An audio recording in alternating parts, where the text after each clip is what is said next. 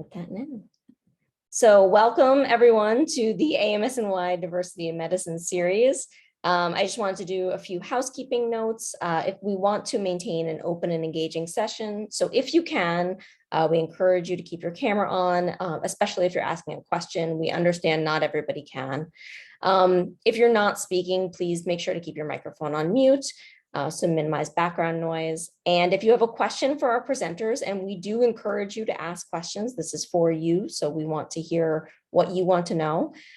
Please let me know by either indicating your question in the chat or raising your hand and we can call on you. We are going to be allowing for additional questions of the AMSNY staff about the scholarship. Michael Dahl, who is our technical expert this year, has joined. We will probably not be going over personal application issues. We'll defer you to another time, but any questions about the requirements of the AMSNY scholarship, how it differs from some of the programs we're going to be discussing today, are totally fair game. Okay, so let's get started with a brief introduction of our two very gracious speakers this evening. The focus of this evening's webinar is scholarships and loan repayment programs with service components. As many of you know, AMSNY has recently launched our 7th cycle of the Diversity in Medicine Scholarship. This year, thanks to increased funding from New York State and a grant from the Mother Cabrini Health Foundation, we are able to offer 30 scholarships in exchange for the commitment to working for at least 2 years in an underserved area in New York State. This is an incredible opportunity, especially if working with underserved populations is something that appeals to you, but it is a big commitment. I just wanted to remind everybody the application cycle this year closes on June 13th at 11:59. So tonight we have two physicians who have participated in the National Health Service Corps Scholarship, which is the model for the AMSNY program. While there are some differences, hearing their experience is invaluable to those of you who are planning on applying or in the process. We also want to make you aware of a number of other opportunities that are available to you should you want to apply for loan repayment programs or other scholarships. So I'm going to get started with an intro of our speakers. Dr. Chidubem Okafor is a board-certified psychiatrist who practices at a federal prison and a private inpatient psychiatric hospital. Dr. Okafor graduated from Rowan University of Osteopathic Medicine. Following his graduation, he remained at Rowan, where he completed his residency in general psychiatry in 2013. Dr. Okafor states that his greatest joy besides his family is having a career that directly and positively impacts individuals in our society. Dr. Saab recently finished his National Health Service Corps Scholarship Service and is an attending physician in obstetrics and gynecology at Montefiore Medical Center in the Bronx and a clinical instructor at Albert Einstein College of Medicine. Dr. Saab holds a bachelor's in science from Emory and earned his medical degree at NYU. While in medical school, he also received a master's of philosophy from the University of Cambridge in translational medicine and therapeutics.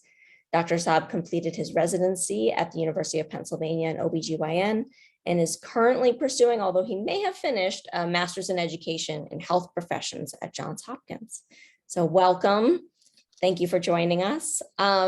I wanted to start out by asking both of you individually, what about your background drew you to the National Health Service Corps? I'll start with Dr. Okafor. Welcome everybody. Just call me, you could call me Dr. O, that's fine. You don't have to say my full name, Dr. O.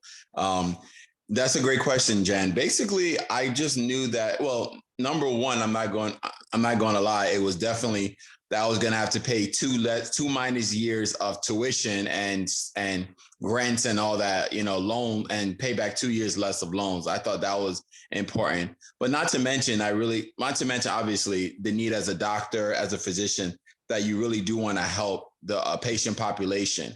But what drew me into doing that is that I knew that I was going to go into, directly having an impact and the population that I grew up around, because I grew up in the Bronx, where many people are underserved and underfunded, and have uninsured, don't have much health insurance. So when an opportunity like the National Health Service Corps came about, I thought the 2 and 2 were going to be put well together. What I didn't think was going to happen was I was going to do psychiatry, and I guess we'll get to that story later on. But the psychiatry part was something that I didn't think I was going to be doing. But I knew I wanted, but the greater scheme is that I wanted to help my community. So. Great. Dr. Saab? Hi, everyone. Thanks so much for inviting me, Jenny. I'm happy to be here and to talk to you guys. I grew up in Cuba and I moved to the US when I was 12. We moved to Miami for a little bit and then to Atlanta. And when I was picking a medical school, I wanted to be in a place that was diverse and I wanted to be in a big city. So I decided to come to NYU, mostly because of Bellevue Hospital, which has a big Hispanic population. And when I was there, I realized that this is the patient population that I felt comfortable serving. I felt like I could use my Spanish, and it just felt like a natural sort of fit for me. The decision to then stay in this sort of environment came later on, and I guess we'll pick, well, there are questions maybe related to that, but essentially I did it because I felt like this is where my calling was, where I felt comfortable, where I could relate more to the patients, where I could use my Spanish. And since that time, I've sort of picked institutions and places where the population is similar, and I'm glad that I did. Great. So you both did the National Health Service Corps Scholarship, which is a federal program, but it is similar to the AMSNY program in that you're receiving scholarship in exchange for service commitment after your training. How did you find out about this program? And also what drew you to making this kind of a commitment? You want me to go first, Jen? Sure. Basically, it was the end of my second year. I was studying for step one, and I was just like on one of those 15-minute quick breaks that you take just to give your mind some rest. And then I don't know, like I guess I was reading stuff. I was reading up, just randomly reading, and some strange reason the National Health Service Corps came up. I truly don't know how it happened, but I was reading something, and then all of a sudden there was this program that because the truth is I would have done it my first year if I knew about it instead of getting in my last 2 years. So it was very serendipity. I think that's the terminology. And that's how I found out about it. And to tell you the truth, Jen, I haven't regretted it ever since. Like I told you, I got my last 2 years of school paid off with a stipend. But then the fact that I was able to return the service back to my community, our community, I'm sure Dr. Saab agrees, has been like a true blessing. So for me, our director of financial aid at NYU would send out emails every few months with, like, for example, I remember she would always send out the Army scholarship. And one of these things was always the national health. So I found out about it at the end of I guess in the middle of my first year, because then I applied and I got the scholarship for the second, third, and fourth year. Nice. So I still owe for the first year of med school, which was steep at NYU when it was not free. I owe for college, and I still kind of owe for housing and stuff because the National Health gives you a monthly stipend, but NYU housing was incredibly expensive. And I still had to take loans on top of that. That being said, even though I graduated with a steep amount of loans that I'm not going to tell you to scare you, it was probably half of what it would have been compared to some of my classmates that had to take loans for all of it. And for both of you, I do want to point out one distinction between National Health Service Corps. Unfortunately, the feds are able to be a little more generous than the state. So our program provides approximately $42,000 a year for tuition and fees. So it does take a chunk out. It's pegged to SUNY tuition. So it is sort of indexed to that. We know that many of you may be in private medical schools as well, so it won't fully cover that. Another difference between the federal program and the AMSNY program is that National Service Corps is limited to primary care.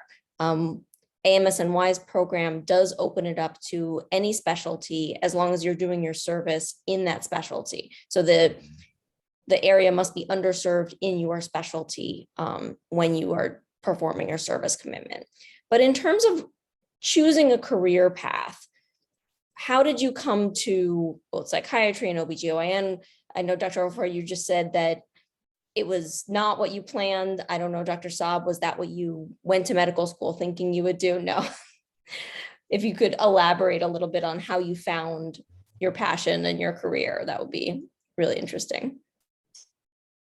So for me, I thought I was gonna be a cardiologist. I thought it was an honor. I was gonna be a Black cardiologist. I thought that was what I was meant to do. But my third year, and I think that's how it is still now. But I think some schools have changed. Clinical rotations start earlier than third year. But that's what it was when I was going to school that many years ago. My third year, I started with IM, internal medicine, guys. If you don't know the some of the abbreviations by now, and I thought I was going to do that, go into cardiology, but I truly didn't like my internal medicine. I loved the knowledge, but I think back then I didn't like the way that people were, I thought that there was a lot of machismo in internal medicine, and that's why I think rotations are so important to determine what you're gonna do, the atmosphere and the environment, because that kind of turned me off. Like I didn't want to turn out to be like, I wanted to be very bullish in my knowledge, but I didn't want to be an arrogant person. So that kind of turned me. I was like, are these all internal medicine people are like? And then obviously the most sought after fellowships are under internal medicine. So I kind of didn't want to do it anymore. So I knew I had gotten the scholarship, there's the scholarship, and the scholarship, as you know, Jen, is like, if you don't finish it or go into, for at least for us, the primary care field, the repayment of it is absolutely astronomical. So I said, even back then, I was 24, I was like, this is not gonna work. So, I was patient with the rest of the other primary care rotations I did. Then suddenly I did psychiatry, was my last rotation of my third year. And I truly enjoyed my attending. I truly admired that every patient he took the time to see. There wasn't really a rush because he did inpatient versus outpatient. So he could take as much time as he wanted to see the patients. And I saw that caring spirit. And actually, when you see people see that spirit and also see people get better within for me, I believe my psychiatry rotation was 6 to 8 weeks. I can't remember exactly, but people truly got better quickly. And that influenced me to apply to psychiatry. And that last rotation is the reason why I do what I do now. And I don't regret it for a second. I truly, really love psychiatry. So for me, it was also a surprise. I thought when I applied to the scholarship, I was like, oh, I'm going to be a pediatrician probably. And since I want to work with this patient population, why would I not do this and save the tuition money? That was first year. Then I started third year and did all of my rotations. And I did peds right before OBGYN. And I was like, it's peds. So I told the clerkship director, I'm applying into peds. It's going to be great. And then the first day of OBGYN, I was like, it's over. It's definitely OBGYN.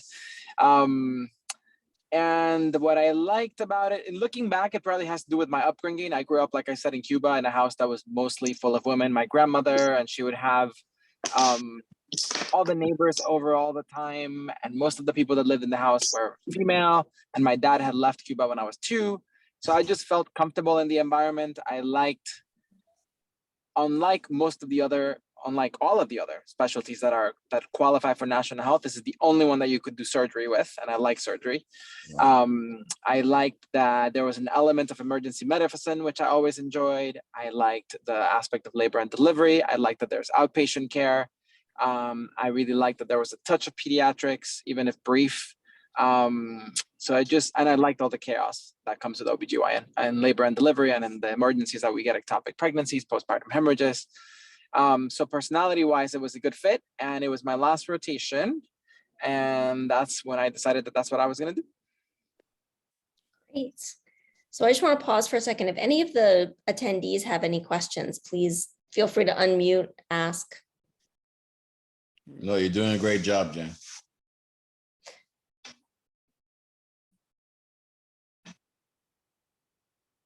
All right. Nyla, do you want to go ahead? Yes, I can jump in. Good evening, and thank you again for taking the time to speak with us. My name is Nyla, and I'm a health policy analyst with AMSNY. So moving into our next question, how much interaction did you have with others in the National Health Service Corps program? And did you have any classmates who also participated?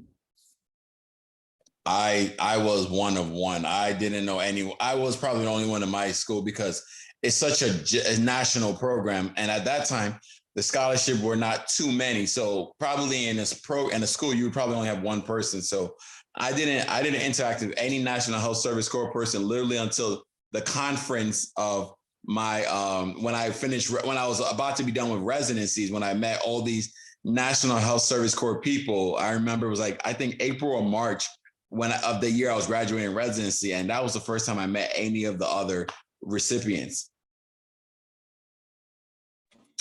For me, it was the same. I think I was the only one for sure in my class.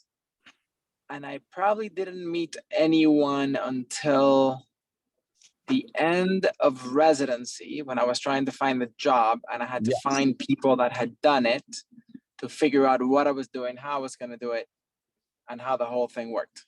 Dr. Saab, you didn't go to don't they have a yearly conference? I don't remember if there was one by the time I did it, but I definitely did not go to a conference. This was all remote through the computer. I never met anyone. When I was studying in Cambridge, I almost stayed because I was like, oh, maybe I want to do a quick PhD while I'm here, because over there is 3 years and I had won some money to do that. So I spoke to a lot of people in the admin national health core to try to get the 3 years off in addition. And the answer was no, of course. But I became very intimate with the staff, but never met a single applicant until residency was finishing and it was time to apply for a job.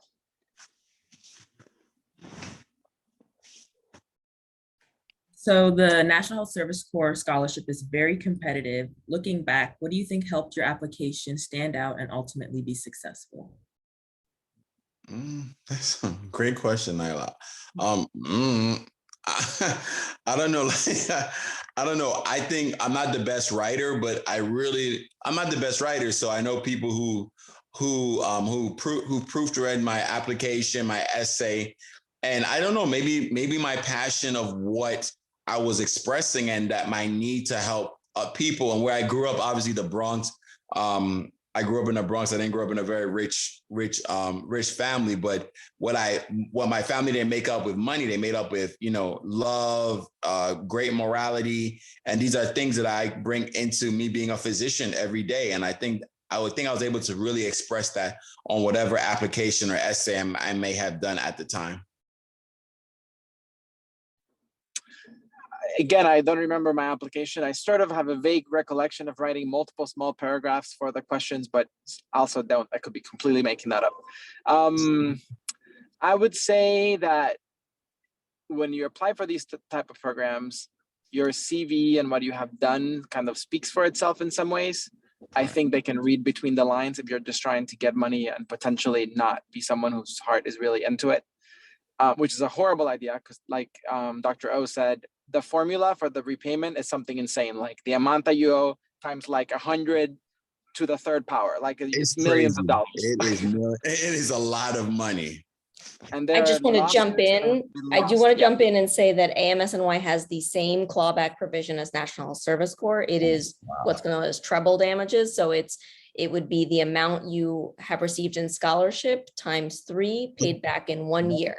So it is a very significant financial commitment, just so everybody's aware. We want to make sure that people go in with their eyes open. And we actually do offer, if you are offered a scholarship, we have an opportunity for you to speak to an attorney free of charge so that you really understand the contract that you're signing. That's wonderful, Jen. They did not have a lawyer of us. They said you sign it or you don't get it. That's all it was. I remember the whole process. Yep. So back to the application, I think that people can read in between the lines. And I think for me, if you looked at my college activities, they spoke to the fact that this was the community that I was interested in terms of what the activities that I was involved in. If you look back at my medical school choices and the activities I was involved with there and the things that I helped lead and create, they spoke to that again. So it was pretty easy in the sense that when I was writing, I was just like, this is what I did, this is where I've done, and it's my natural future, and that's why I'm applying. So I don't think that there was a trick necessarily to the application. It was mostly just a natural fit for this because of what I had done.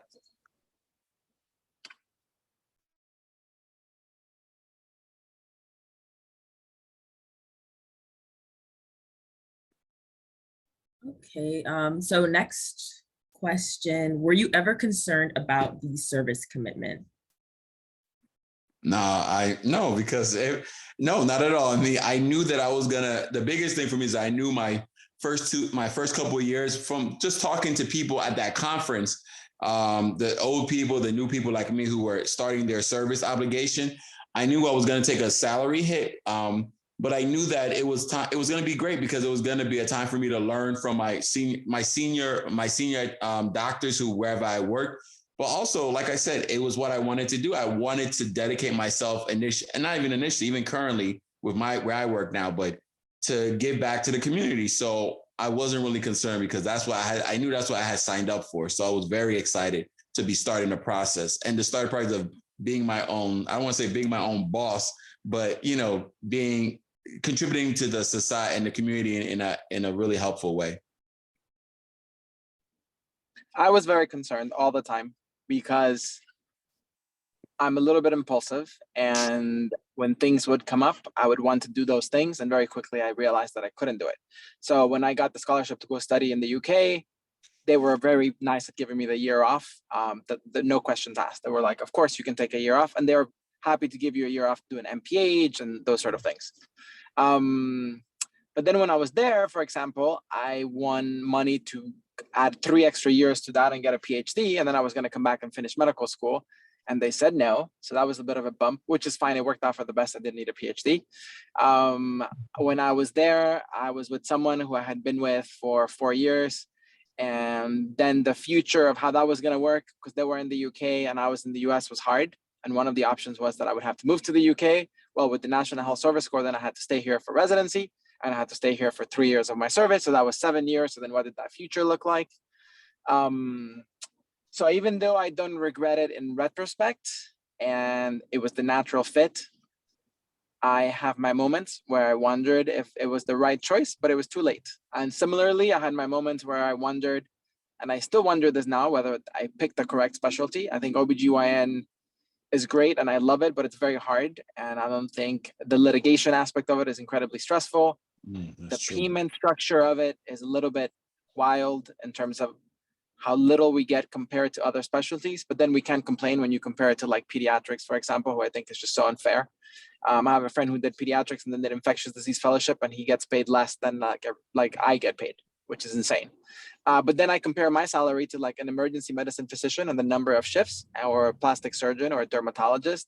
And I'm like, what? And I can get sued until a child's 18.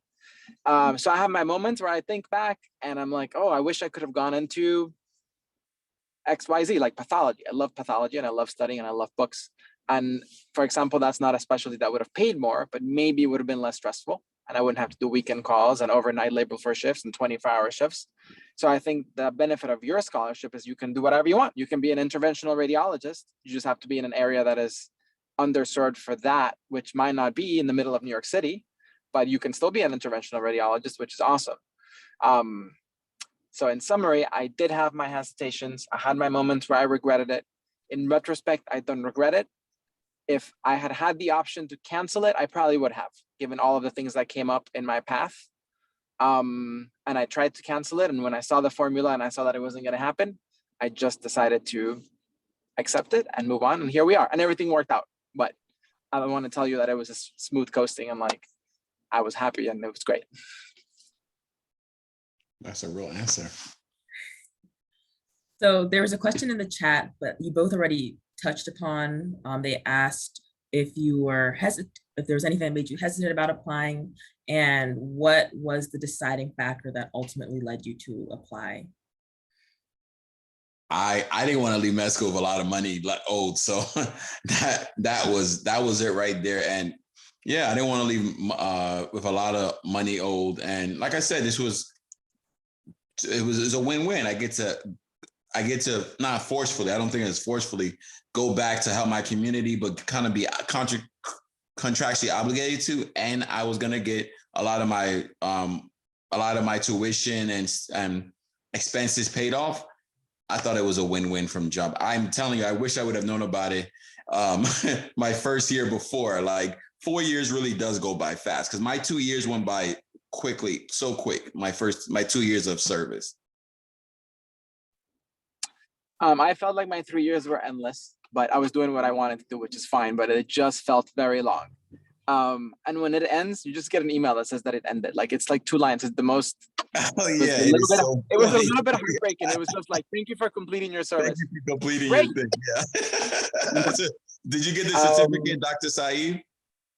Yeah, they send you like an 8.5 by 11 sheet of paper that says that you did it, which it's not necessary. But anyways, the email was a little bit underwhelming.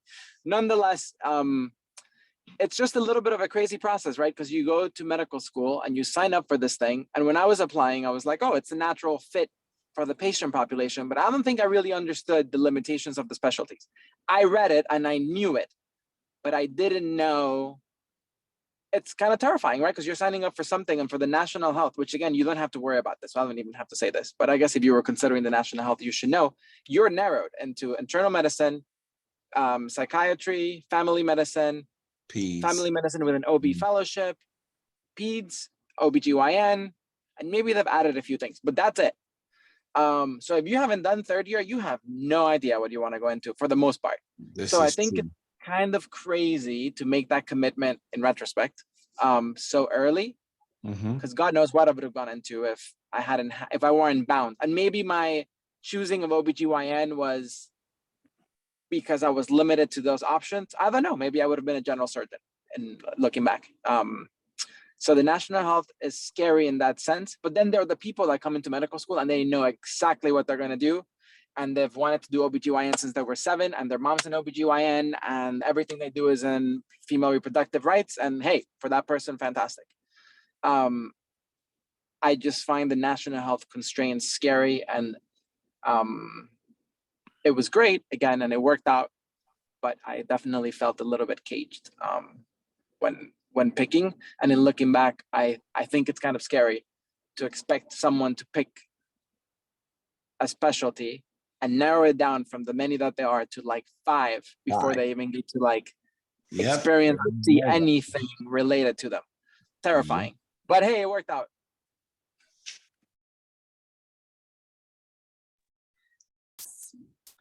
So how did you plan to fulfill the service commitment, and was it different from how you actually ended up completing your service commitment?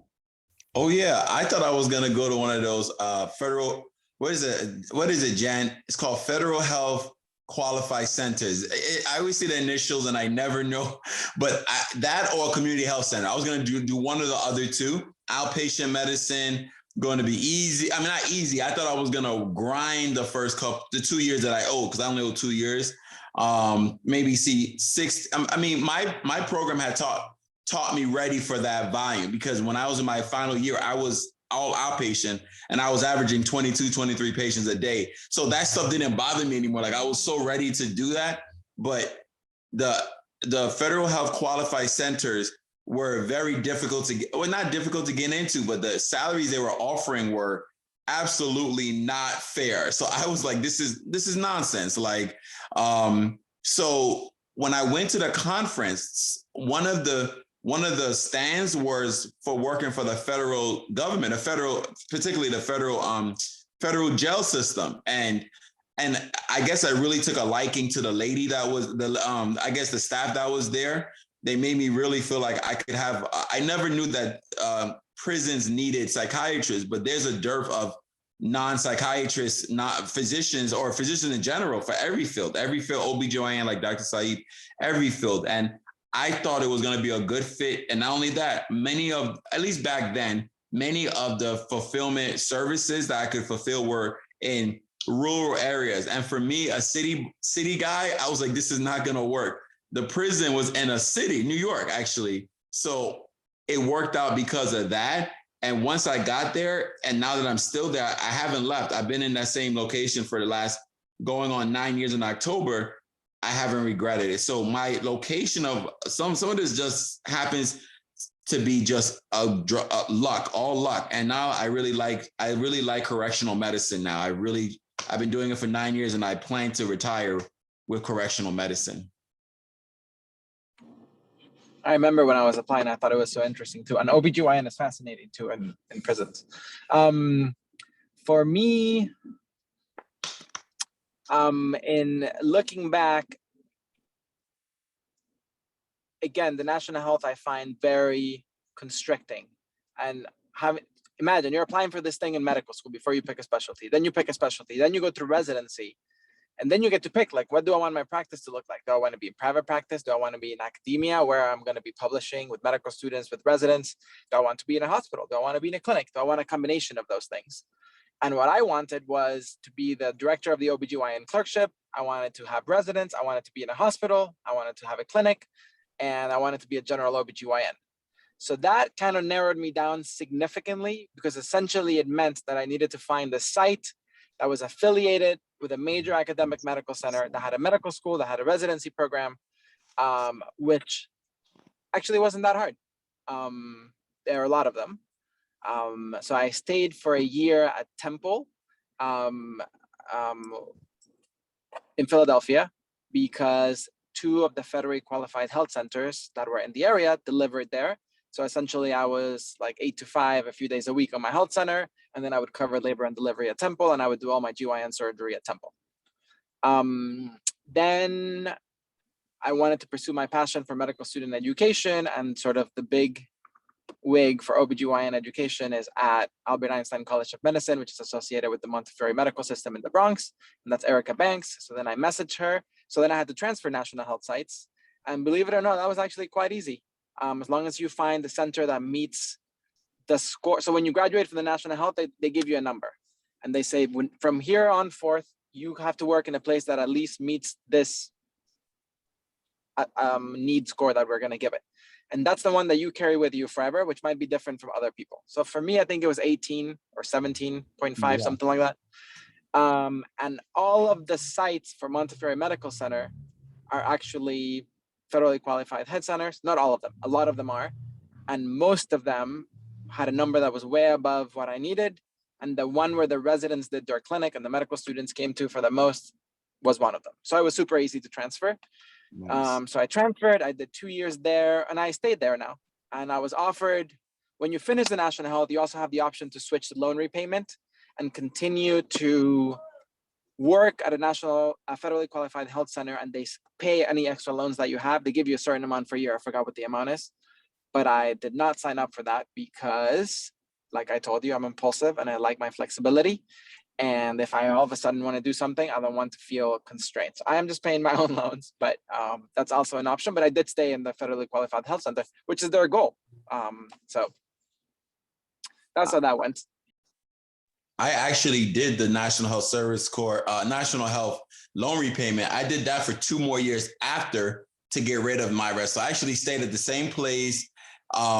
So what Dr. Saeed was mentioning, a number, that's actually very important. I don't think AMSNY has that issue, but for me, because when I came in, my score was at 18. That was what so when you are a scholar, you have to have a certain number. My facility was at 18.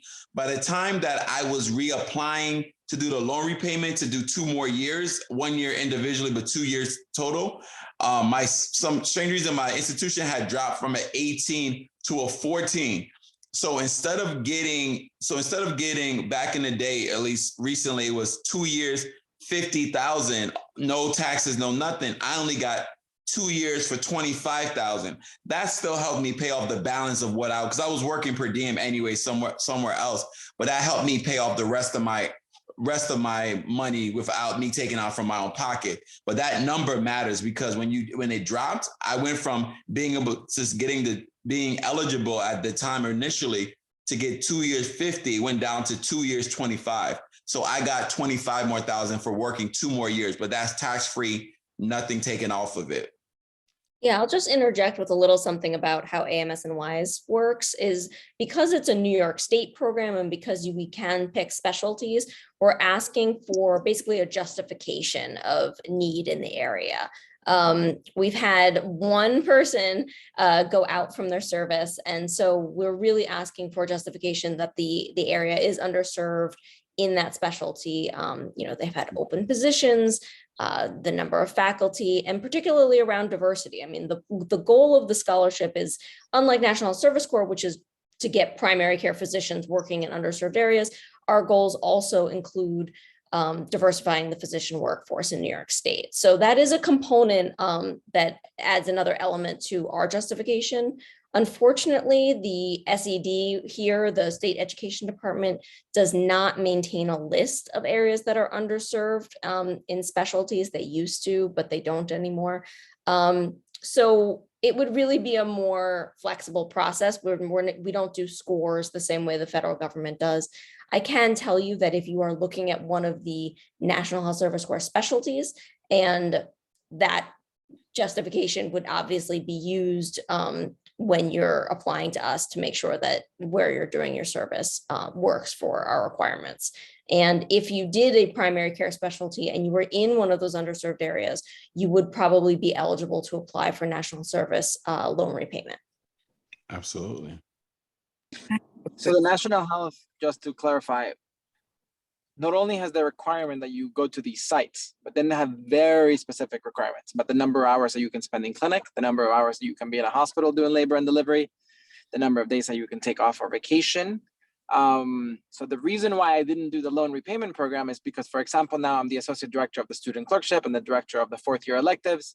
That comes along with all of these committees. There's no way I'm going to be able to do however many clinic sessions I have to do to satisfy the requirement. And I didn't want to feel the pressure of like, because of that, I couldn't do the things that I actually wanted to do. But the National Health has if you look at their bulletin, they'll give you the breakdown. I don't know how it is for psych, but for OBGYN, it was something like, you need to have these many clinic hours a week, this many OR hours you can have a little bit of time for education and teaching, but it's very prescribed. And every semester, there's someone at these sites that's a National Health point person, and they have to verify all of your information and your clinic hours and your oral hours. So it's stricter than it sounds. It's not just like you sign up and you show up to work. Yeah, I think that's, I remember it was, you have to do at least 32 clinical hours and you get at most eight hours at most administration time a week or something. It's very, he's saying that it's all, there's hours that you have to dedicate, and that doesn't leave much flexibility, honestly. That's true.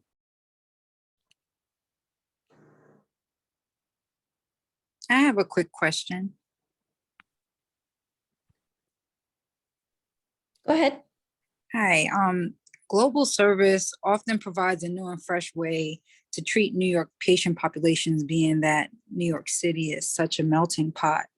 Would I be allowed independently to provide service to patients globally, even though I'm committed to AMSNY, maybe like on the weekends or something of that nature? So I think I was going to note that our contract is similar to the National Service Corps in the full-time 80% clinical. So if you had time on the weekends, you might be able to do that. I don't know that would be, I mean, personally, I've never done that, so I don't know how much time you would have available outside of that requirement. But it is a short, I mean, it's post-residency and, you know, you'd be finishing your service. So there are other options. I would say, you know, knowing people, careers can be long, and there might be opportunities to engage with things beyond the service commitment. No, Dr. Okafor is shaking his head. No, I was scratching my head. No. Oh, no. I thought you were saying no. I was scratching my head. Sorry, no.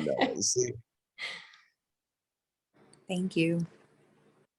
I mean, I will say that, you know, we do have more flexibility as a smaller program with different goals than the National Service Corps program. So we do want to encourage our students to follow their passions and, you know, specialize in where they will make the most impact. But again, the funding does come from New York State, and we are looking to diversify the physician workforce in New York State and assist in underserved areas.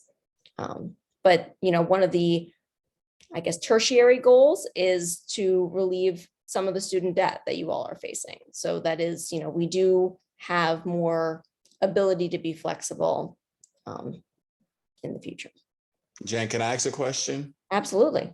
Dan, what are these wonderful specialties that people do besides primary care? What have you seen that people have gotten into? Sure. So some of our, we've actually had a couple of people go into anesthesiology. I believe we have at least one diagnostic radiologist who's in residency. Because this is a relatively new program, most of our students and graduates are still in their residency. The one person who has finished his residency is taking an attending job at Maimonides Hospital in the Bronx as an anesthesiologist, and I'm sorry, in Brooklyn as an anesthesiologist. They've had, I mean, they are an underserved area, and they had an open position for a long time. He did his residency there, so he's going to be staying. If you want more detailed information, if anybody on the call wants, feel free to email me and I can try to get you some additional information. Wow. Wow. All right. So has working with underserved populations been different than how you envisioned? So absolutely, the fact that I thought, like I said, I was going to do a community health center, federal qualified. I work at a prison. So every day I go into a prison every day with some of the most, society-wise, I say it with this dangerous people, etc. It's a field I never thought I was going to go into. Like, you could have not told me up until the day I signed my contract that I was going to be in a correctional environment, because technically when we go there, we're all correctional officers first. At least that's the motto that my agency has, which is the Federal Bureau of Prisons. But what I've enjoyed most about being a psychiatrist is that I'm there for people in their most needing of hours. Like, I treat people with depression, anxiety, schizophrenia, bipolarism, who's the fact that they weren't being treated somewhat had to do with not many times of why they may have committed their crime, or may have little to a lot. That's for forensic psychiatrists with specialization to really determine that. But the fact that I'm able to help them, I always say, help them defend their cases or contribute to the defense of their case with their lawyer, because anxiety and depression, as you know, can be very debilitating. It's an emotional state that very debilitating. Like, sometimes we have just sadness. Imagine these people have depression that goes on and on and on chronically for months, for years. So the fact that I can help and we can work together to be able to treat them to the point where they're, like I said, able to contribute to their defense of what could be is important for their life. Like, you know what I mean? 1 year, 2 years, whatever amount of time my inmates may serve. It's been a blessing because of that, because like I said, I never thought I was going to do correctional medicine. And if God allows me, I'll do it until I'm done, until I retire. For me, I would say that it was what I expected. I think Dr. O had a very, very specific niche that is very different from the typical patient population and very specialized. But because I did my medical school at NYU and I worked at Bellevue and I did my residency at Penn and I had the population from West Philly, the service was just a continuation of the same sort of general social issues, general disadvantages. And so it wasn't necessarily surprising in any way. And it was sort of just a continuation of my training from medical school to residency to being an attending. And you will see and you'll learn about social determinants of health, and you'll get to experience that firsthand, and you will experience the frustration that comes with those, and you'll experience the satisfaction that comes with closing some of those gaps, although the majority of them are still open, and it's a bit of a disaster still. But it's satisfying nonetheless. Great, thank you. So now I'll take a brief pause and open the floor to the students to see if they have any questions.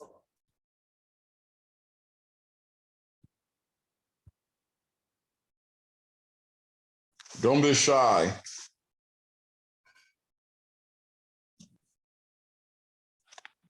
But if you truly don't want to answer, Jen, I've been blessed to be part of this program the last 4 years. Jen has our emails. Please email us and we'll get back to you. I get back as soon as I can. Unfortunately, I don't have access to my phone throughout the day until I leave because I'm in a jail. But as soon as I can, I respond really quickly as soon as I can, because I'll forget otherwise. Likewise.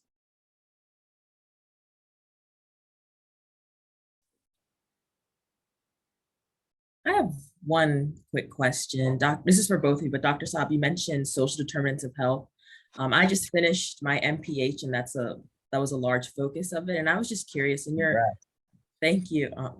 In your medical school education, have you ever come across the phrase social determinants of health? Did you learn about it in school? To be completely honest, I don't recall this being, we touched on some of these issues in medical school, but I don't recall that phrase. That I think post George Floyd was significantly more prominent. And with that movement came a lot of movement in healthcare.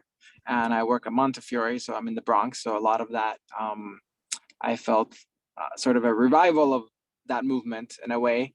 But just like some things, I feel like time passes and then it kind of dies down and then something happens and it races back up. And I feel like the momentum behind it, even though we have some great people leading it, sometimes lags because people sort of start living their lives and forget these things. And then the people that are at the forefront in the medical center doing it are still pushing through. And it's difficult. But the short answer to your question is, I do not necessarily recall that phrase for medical school now. But now in our medical health, medical record system, for example, we have a social determinants of health wheel. And there's a screening questionnaire that the nurses ask all the OB patients when they come in, and we have resources that we can refer them to. So it's something that the medical system is certainly working on.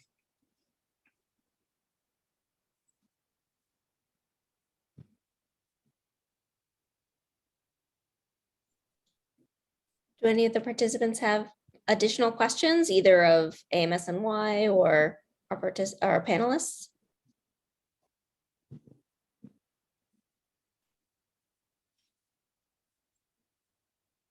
All right. I know we are getting close to the end. I apologize for starting late, but I do want to be respectful of our panelists' time. But I would like to ask you, what is one piece of advice you wish you had received when you were a medical student?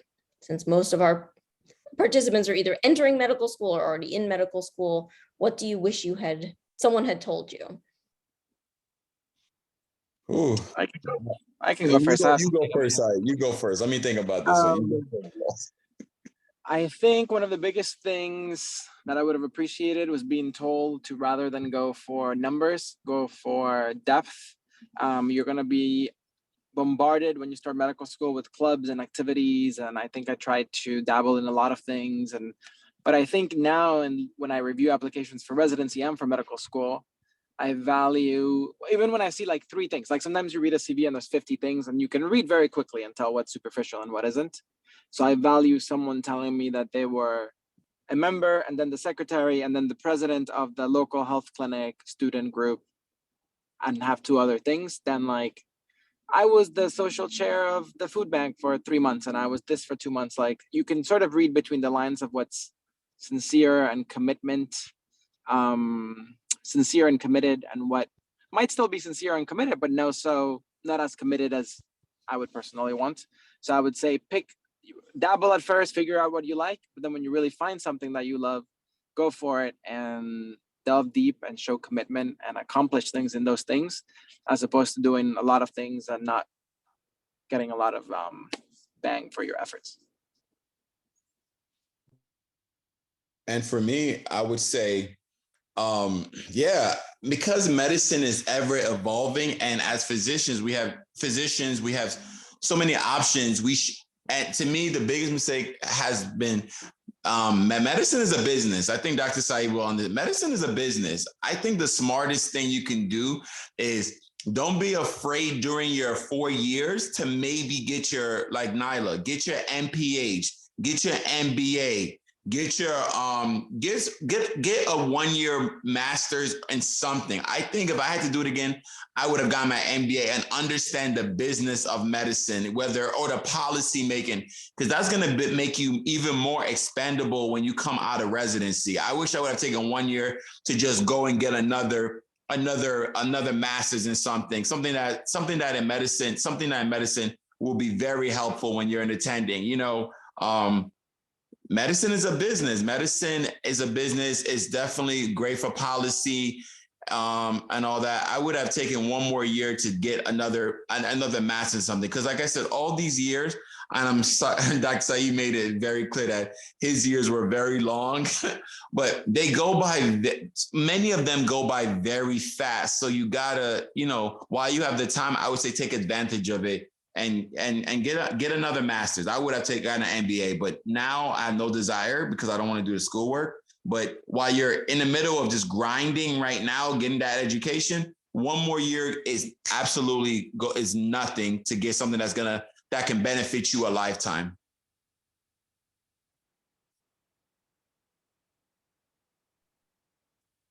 All right, I'm going to give one more opportunity for the hand on the door question. All right. Well, thank you again, Dr. Okafor, Dr. Saab, for joining us. I apologize again for the technical difficulties. Thank you to all the students for joining us. We're very excited to have you. If you have any questions about the application, we have one more open office hour on Thursday at 1 p.m. You should have the information. It's just the Zoom link. You can hop on and ask a question. Also, feel free to email anybody at AMSNY. We will route you to the right person. Again, the application closes on Monday, so please be proactive if you're having trouble. And again, thank you so much for coming. We appreciate it, and we hope you had a nice time. Thank you. Have a great day. Thank you you so much. Thank you guys. Thank you. Blessing to everybody. It was a blessing. Thank you guys. Thank you, Dr. Okafor. You're welcome.